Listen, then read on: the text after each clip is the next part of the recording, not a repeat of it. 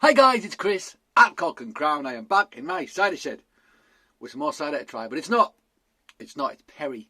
It's more perry, and it's more perry from Cwm Maddoc, Jeremy Harris at Cwm Maddoc, super duper, very small cider and perry maker that I'm privileged to stock.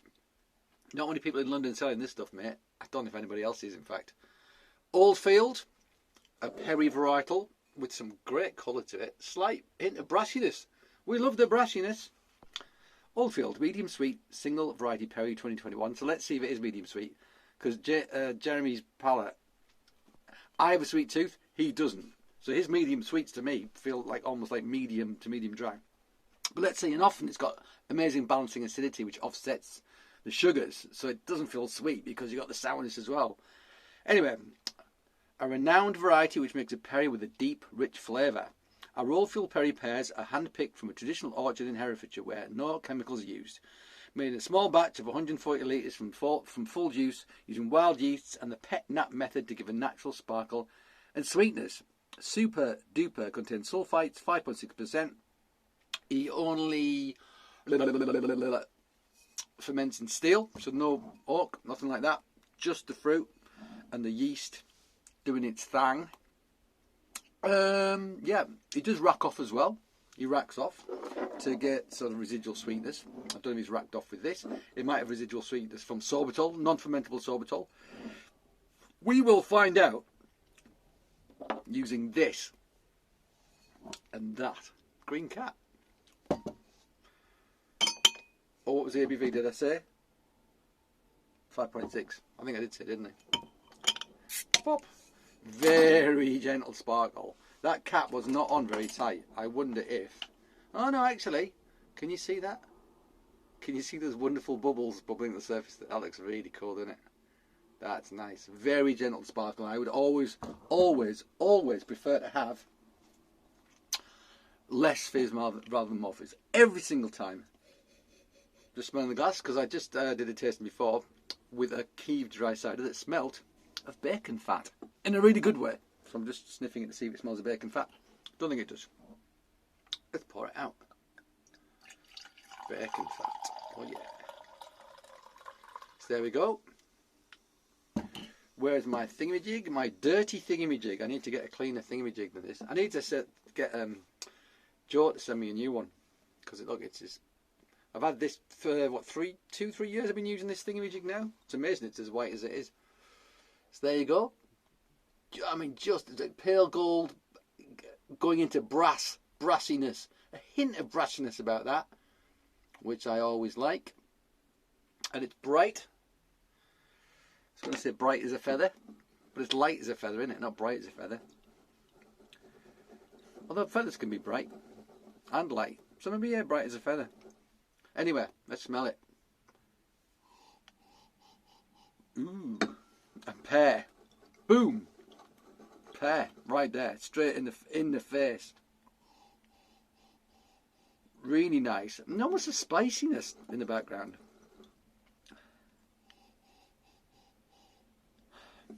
I've been cooking Eastern food, Middle Eastern food, so I can't tell, and I've been nibbling on things, so I can't tell if I've got some of the spices still on my palate and stuff. That's what I'm getting, but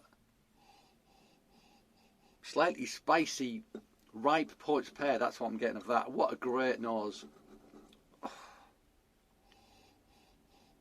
Yeah, ginger. It's making me think of ginger.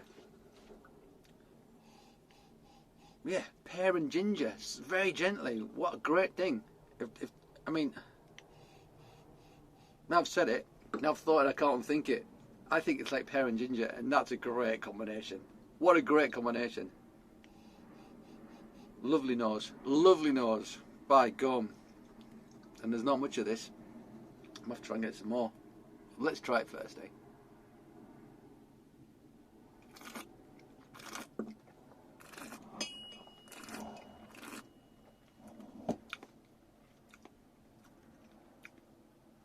Medium sweet, yeah, okay.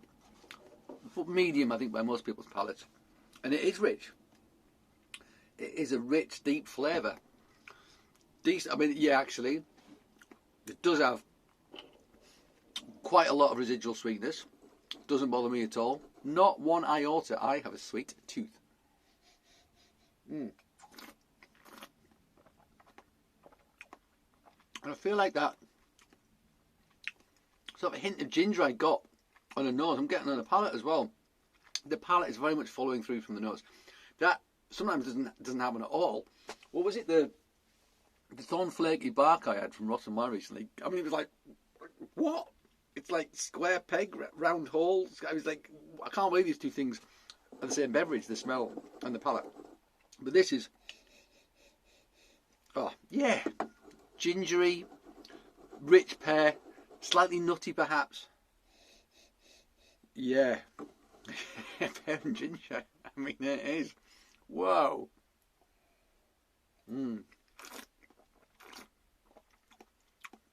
Just the merest prickle on the palate. Tiny sort of hint of pithiness in there as well. I don't want to go bitter. It's like pithy element to it. Low acid. Hint of tannin. I mean, just the merest hint.